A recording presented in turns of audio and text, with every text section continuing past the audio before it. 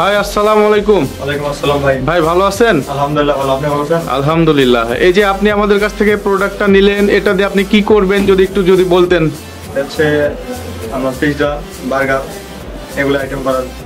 যাক মাশাআল্লাহ, আল্লাহ তাআলা আপনার মনের ইচ্ছা পূরণ করুক, আপনার ব্যবসা ভালো দিক। আপনার ঠিকানাটা কোথায় ভাই? মান্দা ফেরিঘাট, মান্দানগর।